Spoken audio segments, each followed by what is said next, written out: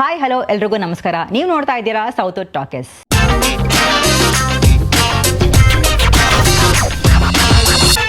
ಎರಡು 2024ರಲ್ಲಿ ಮ್ಯಾಕ್ಸ್ ಬಂದಿತ್ತು. ಈಗ ಮಾರ್ಕ್ ಆಗಿ ಮತ್ತೆ ಬರ್ತಾ ಇದ್ದಾರೆ ಕಿಚ್ಚ ಸುದೀಪ್.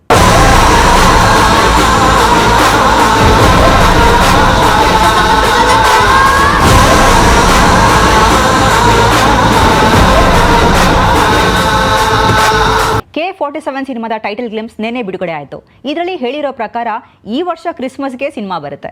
ಹಾಗೇನಾದ್ರೂ ಆಗಿದೆ ಆದರೆ ಸುದೀಪ್ ಅವರು ವರ್ಷಕ್ಕೊಂದು ಸಿನಿಮಾ ಕೊಟ್ಟ ಹಾಗೆ. ಯಾಕಂದ್ರೆ ಕಳೆದ ವರ್ಷ ಡಿಸೆಂಬರ್ಗೆ ಮ್ಯಾಕ್ಸ್ ಬಂದಿತ್ತು. ಈ ವರ್ಷ ಮಾರ್ಕ್. ಸ್ಟಾರ್ ನಟರು ವರ್ಷಕ್ಕೊಂದು ಸಿನಿಮಾ ಮಾಡಿದ್ರೆ ಇಂಡಸ್ಟ್ರಿಗೆ ಹೆಲ್ಪ್ ಆಗುತ್ತೆ ಅಂತ ಎಲ್ಲರೂ ಕೂಡ ಹೇಳ್ತಾ ಇರ್ತಾರೆ. ಈ ಸಿಚುಯೇಷನ್ನ ಸುದೀಪ್ ಅವರು ತುಂಬ ಚೆನ್ನಾಗಿ ಅರ್ಥ ಮಾಡ್ಕೊಂಡಿದ್ದಾರೆ ಅನ್ಸುತ್ತೆ.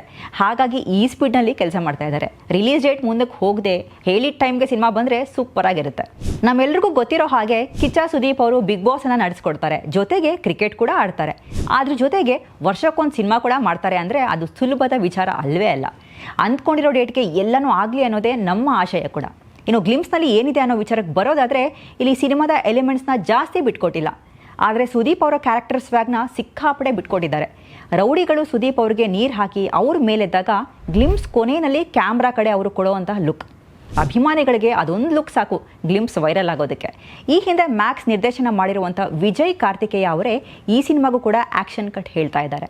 ಈ ಟೈಟಲ್ ಕೇಳಿದ ತಕ್ಷಣ ಮ್ಯಾಕ್ಸ್ ಸಿನಿಮಾದ ಸೆಕೆಂಡ್ ಚಾಪ್ಟರ್ ಇರಬಹುದಾ ಅಂತ ಅನುಮಾನ ಬರುತ್ತೆ.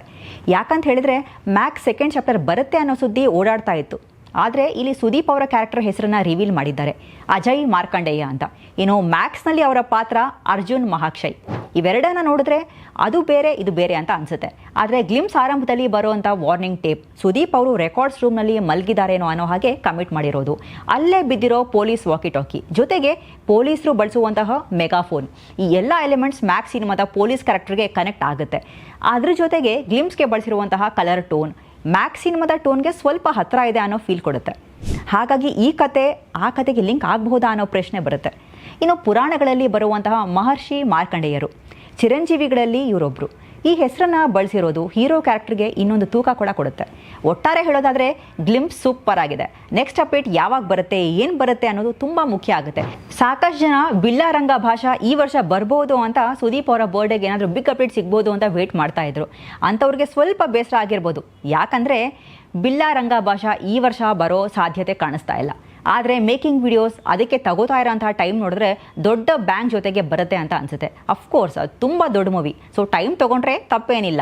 ಇದರ ಮಧ್ಯೆ ತಮ್ಮ ಆಡಿಯನ್ಸ್ಗೆ ವೇಟ್ ಮಾಡಿಸಬಾರ್ದು ಅಂತ ದೊಡ್ಡ ಸಿನಿಮಾ ಜೊತೆಗೆ ಮ್ಯಾಕ್ಸ್, ಮಾರ್ಕ್ ಅಂತಹ ಸಿನಿಮಾಗಳನ್ನು ಕೂಡ ಮಾಡ್ತಾ ವರ್ಷಕ್ಕೊಂದು ಸಿನಿಮಾ ಕೊಡ್ತಿರೋ ಸುದೀಪ್ ಅವರ ಆಲೋಚನೆಗೆ ಭೇಷ್ ಅನ್ನಲೇಬೇಕು. ನನ್ನ ಪ್ರಕಾರ ಎಲ್ಲ ಹೀರೋಗಳು ಈ ರೀತಿ ಪ್ರಯತ್ನಗಳನ್ನ ಮಾಡ್ತಾ ಹೋದರೆ ಇಂಡಸ್ಟ್ರಿ ಸಿಚುಯೇಷನ್ ಸ್ವಲ್ಪ ಬದಲಾಗ್ಬೋದು ಅನಿಸುತ್ತೆ. ಇದಿಷ್ಟು ಮಾರ್ಕ್ ಟೈಟಲ್ ಗ್ಲಿಮ್ಸ್ ನೋಡಿ ನನಗನ್ಸಿದ್ದು. ನಿಮ್ಗೇನು ಅನ್ನಿಸ್ತು ಅನ್ನೋದನ್ನ ತಪ್ಪದೆ ಕಮೆಂಟ್ ಮಾಡಿ. ಇನ್ನು ನೋಡದೇ ಇರೋರು ಮಿಸ್ ಮಾಡದೆ ನೋಡಿ ನಿಮ್ಮ ಅಭಿಪ್ರಾಯವನ್ನು ತಿಳಿಸಿ.